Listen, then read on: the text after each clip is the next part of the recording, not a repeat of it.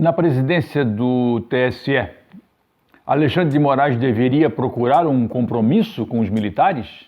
Aliviar as tensões com o Planalto?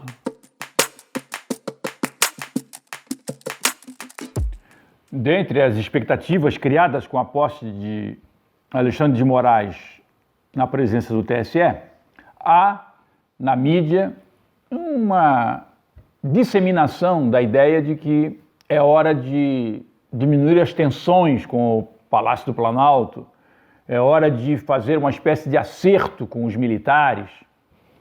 Em suma, expectativas típicas de quem se habituou a viver sob um Estado de direito autoritário.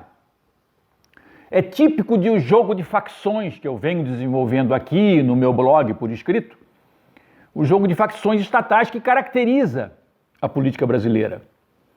São facções que se fazem e desfazem no processo. Então, os alinhamentos, às vezes, são os mais surpreendentes, porque não são alinhamentos partidários, quando são facções eminentemente político-eleitorais, nem são alinhamentos institucionais.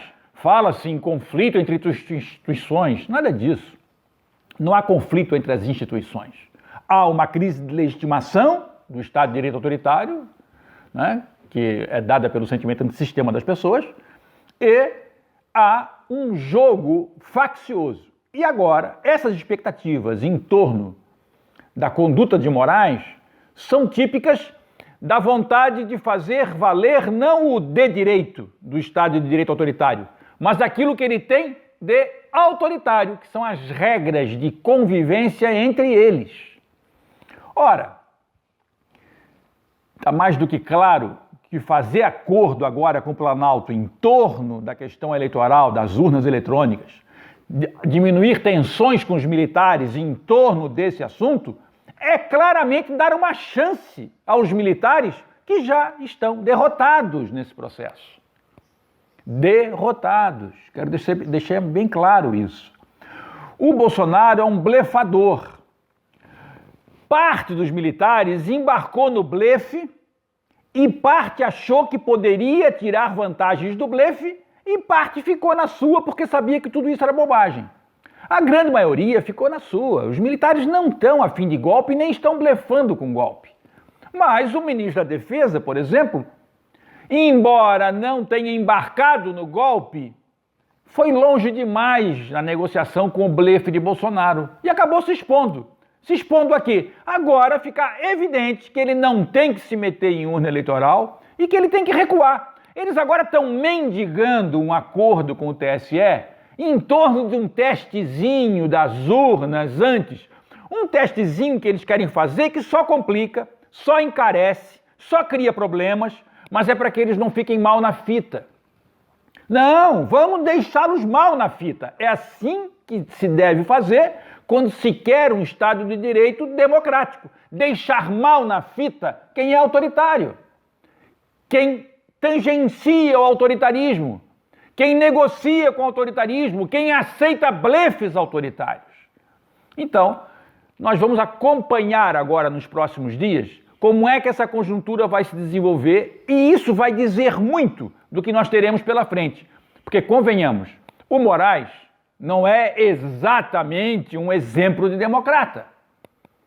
Então, nós vamos ter que, certamente, rever muitos dos apoios que foram dados a ele em todo esse largo percurso de enfrentamento do golpismo retórico de Bolsonaro.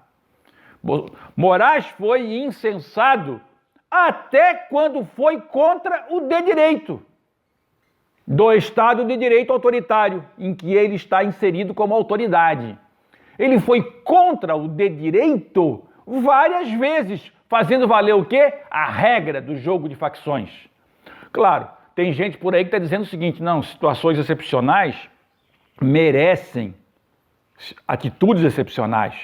Nós não podemos ser ingênuos na luta contra Bolsonaro. É claro que não podemos ser ingênuos na luta contra Bolsonaro, mas também não podemos ser cegos para o fato de que, quando não somos ingênuos, estamos mostrando que não há Estado de Direito democrático coisa nenhuma no Brasil. Há um Estado de Direito autoritário. Quem tem força, impõe. Quem tem força no jogo de facções é que faz exerce o polo dinâmico da luta de tensões dentro do Estado. O Lula é do jogo de facções, o Bolsonaro é do jogo de facções. Se o Lula ganhar, vai mudar a dinâmica facciosa do Estado brasileiro, mas vai continuar facciosa. Tanto é assim que o Lula incorporou toda aquela turma que deu um golpe na Dilma. A guisa de pacificação. Pacificação com quem? Pacificação com quem tem fome? Pacificação com quem está morrendo na Amazônia? Pacificação com quem está maltratando o índio? Pacificação com quem está destruindo o meio ambiente? Pacificação com quem fez uma reforma da Previdência protegendo os interesses dos altos hierarcas do Estado brasileiro e ferrando os trabalhadores da iniciativa privada? Não, nós vamos precisar de muita luta. Então, olho vivo, porque aqueles que ficaram aplaudindo o Moraes ao longo desses últimos meses, sem fazer as notas críticas quando aplaudiam, vão ter que rever as suas posições se realmente querem um Estado de direito democrático no Brasil.